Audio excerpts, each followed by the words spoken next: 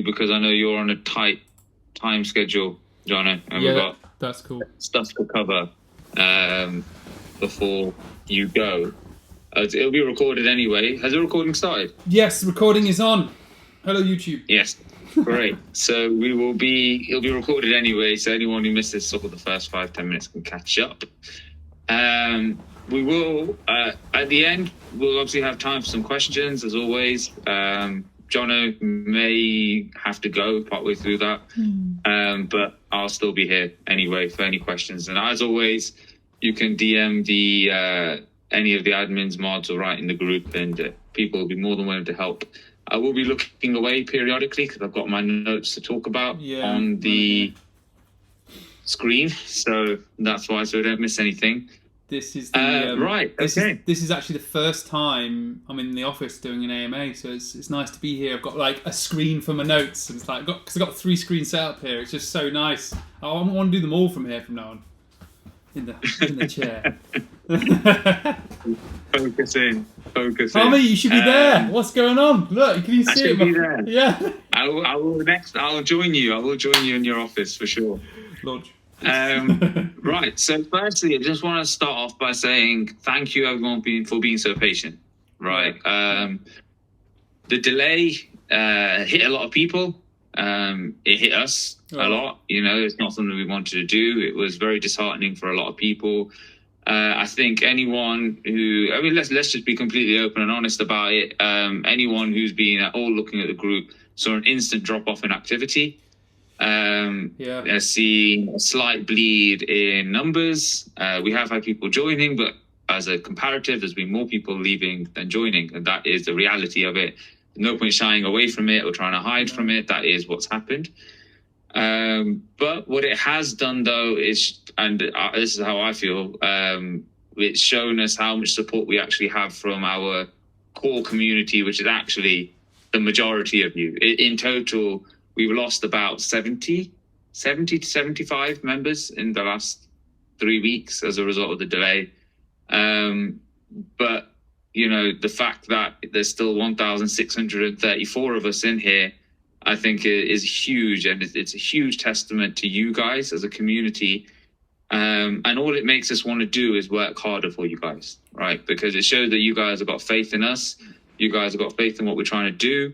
And it makes us want to work even harder to make sure that it's a success. And it's been, as horrible as it's been to go through this, it's been nice to also see the outcome from the community and the support from the community.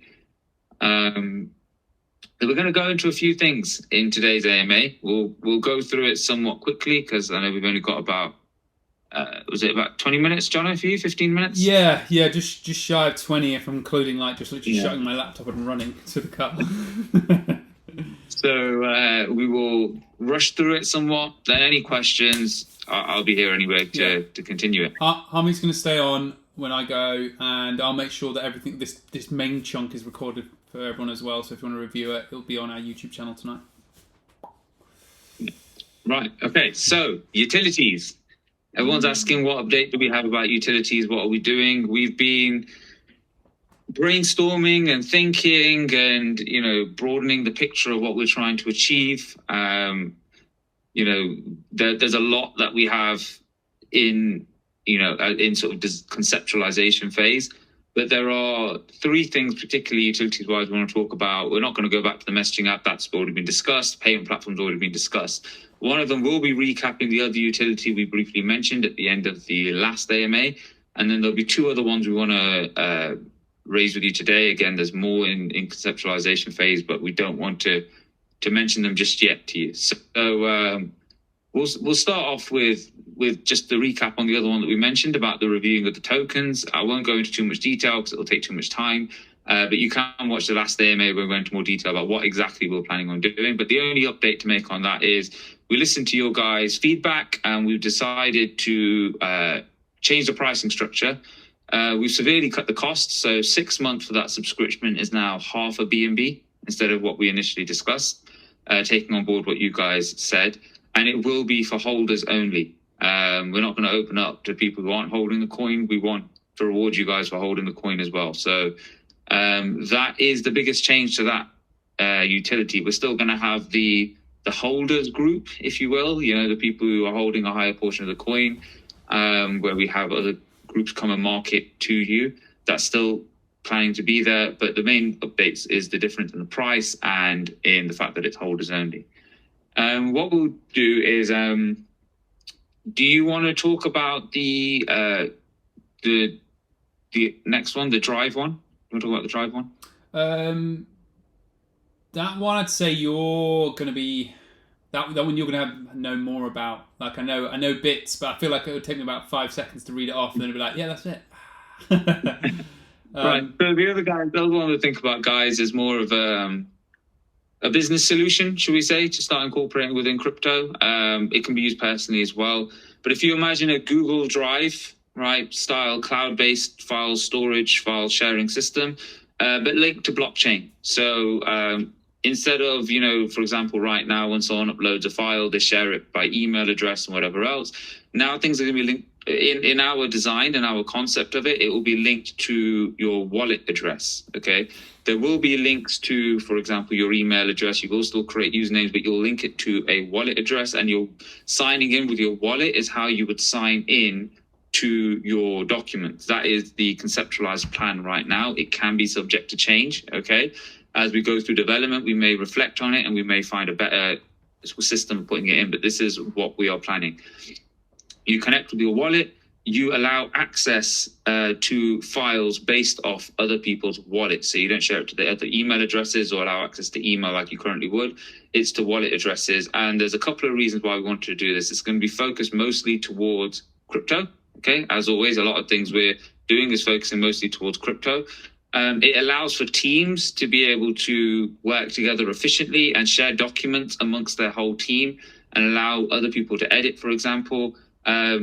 Using their wallet addresses, it allows better integration of the team and file sharing than what's currently out there.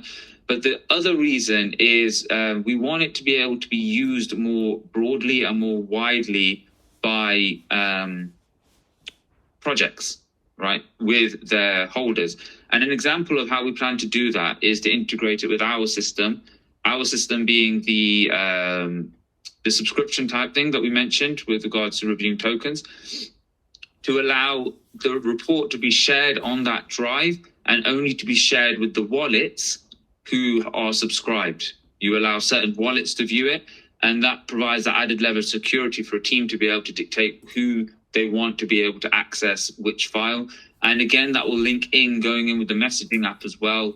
If teams wanted to share a document, let's say AMA notes or project utilities that they have upcoming and details of it, they can share it into the messaging app as a link that people can access, and anyone will be able to view it, or certain wallets will be able to view it, like the team members. So that is the first enterprise style solution. We will potentially be adding to that. We'll be refining it, but that is the first newer utility that we've mentioned to you. The next one is I'm rushing through this. Shall I try and say what I can about the other one, and then you can fill bits in? I suppose I could have done that with the last one.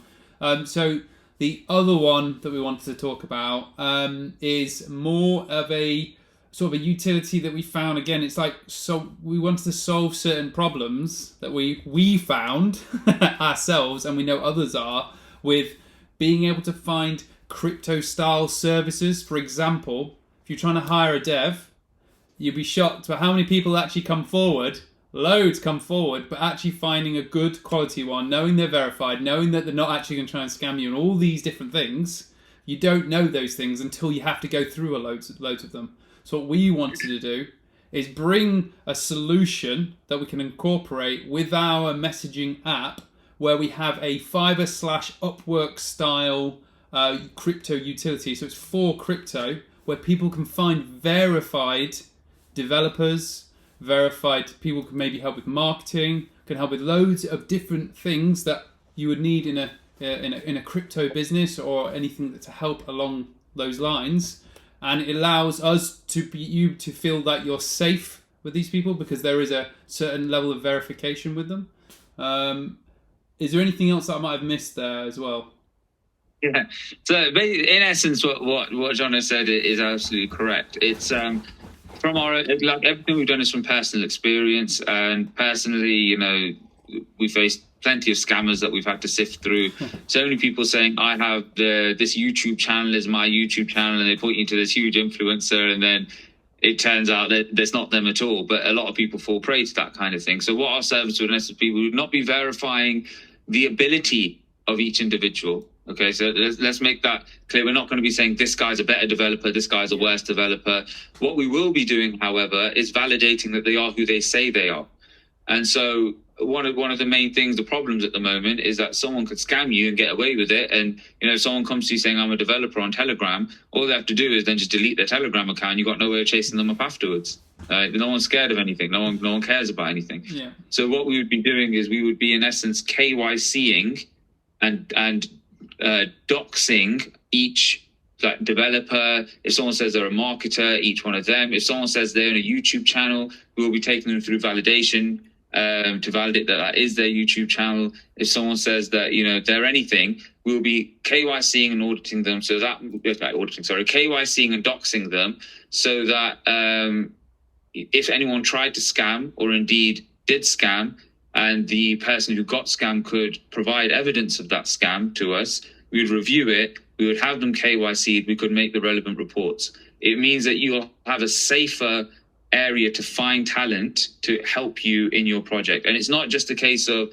freelance work either. If you're looking for someone to join your team, you're looking to build a crypto team, you're on your own, or there's two of you, you're looking to build a team around you, you know, you're looking for head developers, you're looking for community management experts, you're looking for moderators, you're looking for any element of your team that you may be looking for, people will be there. You'll be able to find and hire talent on there.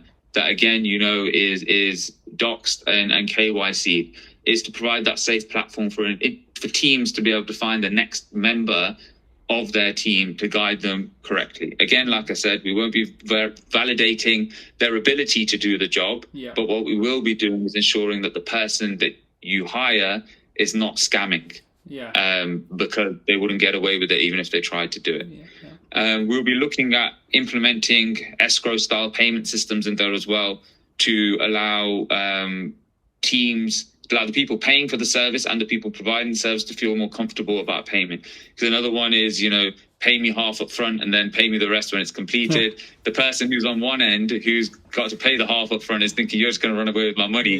The developer on the other end, even if they're legitimate, is thinking I'm going to hand you the project and the product, and you're not going to pay me and you're going to run away. So we're looking at implementing systems to make everyone more comfortable with the payment as well. But that would, all of this, the idea is to make the messaging app an ecosystem in itself, right? There's so much going on in this app that it's a one-stop shop for projects and for community members, and that's the aim, and that's what we'll keep building up to. I don't know, John, do you want to add anything to that? Well, all I was going to add there is just a quick explanation. If anyone doesn't know what an escrow is, it's in a nutshell, because it does come from just the fiat world initially, but we think it's a good idea to really get out there to everyone in the crypto world. It's where there's an agreement between two parties, let's call it that. Let's say like a contract done between two people, and one person will put the money into the middle, and there's like a middleman, and we're acting as the middleman in this situation, you know, as Integrity or whatever we build in the messaging app. Then that only gets released once the work is completed and there's an agreement between both parties that is the case. That payment then gets released to the end user, let's call it, the person who's done the work. So it kind of creates that much safer environment for everyone. Yeah, and thanks for that. I just sort of went in and that's said fine. It about, a lot of us do know what escrow is, but there's a lot of us don't. we have other ideas in concept phase, but whilst they are nothing more than just potential concepts, I'm not going to say anything about them. Cool. Also, regarding these ones that we mentioned, we've fallen through the trap of setting dates. We're not setting any dates yet. Okay, that's not happening. We're not going to say it'll be done by Q2 or Q3. We're not setting an arbitrary date regarding that yet, okay? These are just what we're planning on doing. We're making you aware to show you we are working in the background as well. We're not just sitting around waiting for a contract, twiddling our thumbs. We are putting things in place for the longevity of the project, the future of the project. Right. The next one, Harvey. Yes, the team. I know we've got 10 minutes, so the last one's going to be the biggest one, so I've got to rush through this one. Right. So the team, just to let you know, we're in the process of interviewing developers, and we have spoken to some external developing companies as well, as we will no doubt, with the amount of utilities we want to develop, have to outsource some to external companies to be able to try and do it effectively and efficiently. So we have also begun the process of expanding our team of developers and starting to work on these utilities more than just in a concept. Right, contract. Oh, this is an exciting one. This is exciting. This is the big one. Take it away, homie. Take it away. Okay. People kept asking what was the problem with the contract. In a nutshell, we did go through it properly in the last AMA. We'll just mention it in a nutshell now. The code was fine. The code wasn't an issue. The issue was raised to us by multiple developers that the problem is with volume, it was likely to lock the contract up and result in no one being able to buy and sell and just locking the whole contract up and causing a huge issue. Okay. So what took so long and why are we still here? We waited for one developer who led us on for a week and came to nothing. We then had to find a developer willing to work on it because it was quite complex. When we finally found someone willing to work on it, earlier on this week, when it's supposed to be ready by, they delayed it again, saying, look, this is difficult. We had a different concept we were going to work on. We're trying to make it easier on the contract, less likely to lock up. And they just said, we're not really sure how much this is going to work.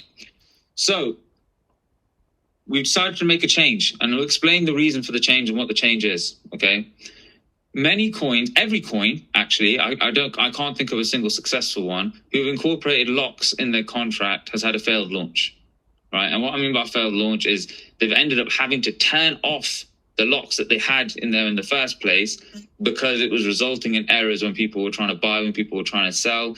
It was locking the contract up. It was reverting the transactions. It was doing all sorts of things that it wasn't meant to do. And what that resulted in is huge damage to the image of the coin or token. It resulted in a long time for recovery, if recovery at all. And it really set the project back. Okay. And we were sitting there, and also we were informed that it was, it could potentially be a red flag for the likes of CMC, CoinMarketCap and CoinGecko. And there's a high chance that they may not actually have listed us because of these extra locks being, could potentially be used in a way that is not really a good conduct and the way that it should be used. And when we were going through this process, throughout this whole process, we've spoken to many people, and somebody very wise, I won't mention their name, but quite well known as well, said to us that what exactly is integrity about? Right? What are you here for? What are you trying to achieve? Is the locks really what integrity is trying to achieve? Right? And it's true. The reality is we wanted the locks to try and protect the investment, but those locks could have ultimately been a huge detriment to the project and killed it before it even started. Right? And at the end of the day, what matters more to us is the long-term success of the project. That's what matters to us. We want the project to get off at the best start. We want to hit the ground running, and we want to be hitting everything we want to hit. And what we don't want is a failed setback at launch because we tried to do something which so far has failed for everyone else. So we decided to make a change to the contract. Okay. There aren't locks anymore. Okay. And I appreciate that some people are going to be really upset by this. We wanted this as well. So it's not ideal for us, but we made the hard decision we think is best for the longevity of the coin and the long-term success of the coin. So there's no more locks. Okay. The features of this: any sell under 200 billion is taxed at the normal sell tax rate. Any sell above 200 billion is taxed at a higher tax rate, and the higher tax rate is 35%. That's 31% for reflections, 3% for liquidity pool, 1% for buyback and burn. Okay. And there is a maximum transaction limit as well that is adjustable, which we can adjust based off what we think is reasonable for the coin at the time. What this means is we're still providing some protection for volume. It will dissuade some people from wanting to sell huge chunks. If people wish to continue to sell 200 billion, they can do, but every time they sell, they'll be earning less money. Again, it dissuades people. They'll sell, they'll wait for the price to pick up, and then they may sell again. So it dissuades people from being able to dump a huge supply of the token. but it gives people the freedom to sell more if they wish to, allowing for an increase in volume and allowing for increase in reflections for every holder as well. And if someone so desires, they want to dump a portion of their tokens, a huge chunk of that will go to reflections for you guys as well. So it's trying to create that balance between having successful launch, having good reflections and volume for you guys, and being able to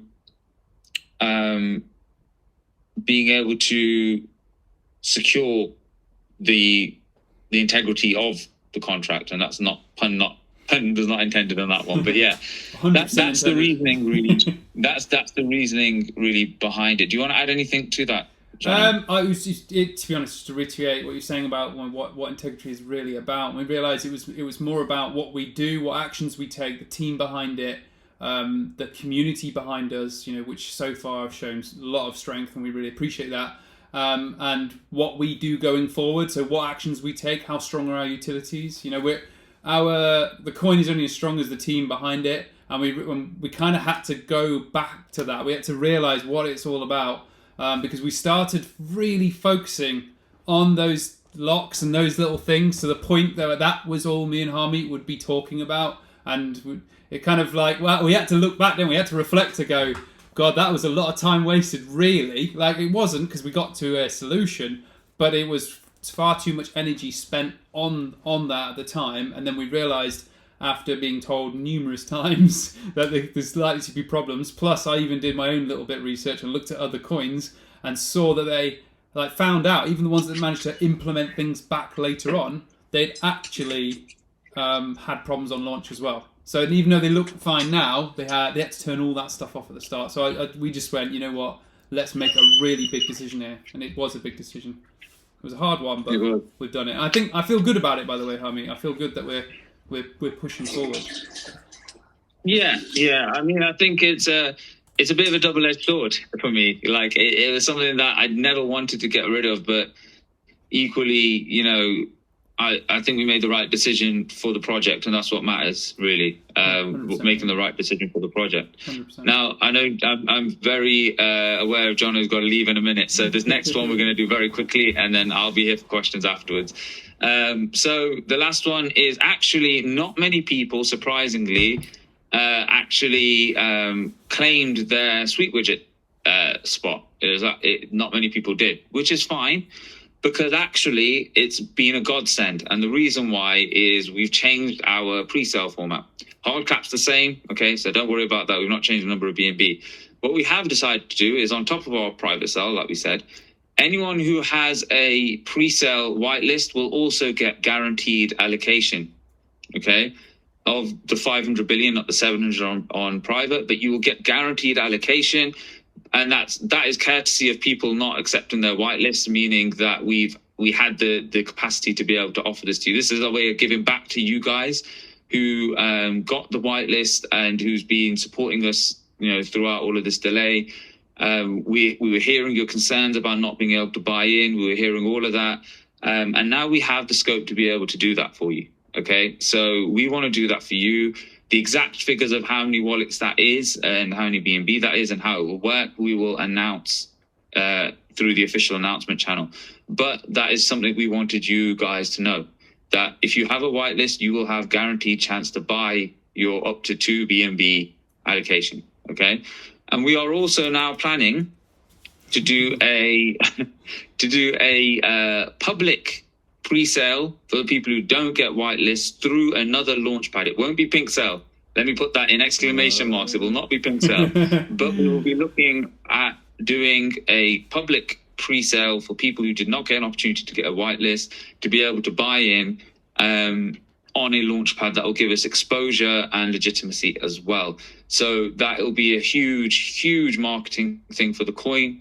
And that's a huge change to the format of the pre-sale. Yeah. John, anything you want to add to that before you run off? All I want to say is all these delays that have happened, weirdly enough, like even though it felt like a struggle, we've managed to formulate a much stronger launch plan, which is amazing. And we're not going to get too much detail now because we need to make sure that everything is on point to that stage. But no, I'm actually really excited about this. So that's all I want to say. That it's a much stronger plan this time than the first time round. It's just so nice to learn from these mistakes and everything that's happened recently to really push into this, and I'm really excited about it. Right. Okay. Jono, I know you got to run. So thank you very much. No, I would love I'll to. still By the way, be guys, here. I'd love to stay. I've got to pick up my stepson, and as I said earlier, my girlfriend's unfortunately she got COVID today, so I'm playing mummy and daddy role in the same one, and so I've got to go now and then see to Carl and make sure everything's okay and all that stuff. So, but thanks for everyone being here. Hami, I'll stop the recording now for YouTube, and then you guys just carry on. Me closing this not going to stop anything, is it? Me coming out of this call, As long as when you click end call or leave, you don't click end meeting for everyone. You just leave yourself. That's unbrewed. Yeah. Yeah. Was it brew? I can't remember. Yeah. What it was. Yeah. That's cool. All right then. Yeah, nice one. That's a wrap. I'll stop this. But see you in a bit, Hami. And fire questions at Hami. Yeah. Yeah. Keep him here for ages. You got yourself out of this one. Yeah. Yes. My excuses. Yeah. Oh, gotta go. COVID. Standard. Right. Take care, mate. Cheers, man. Take care. Bye, everyone.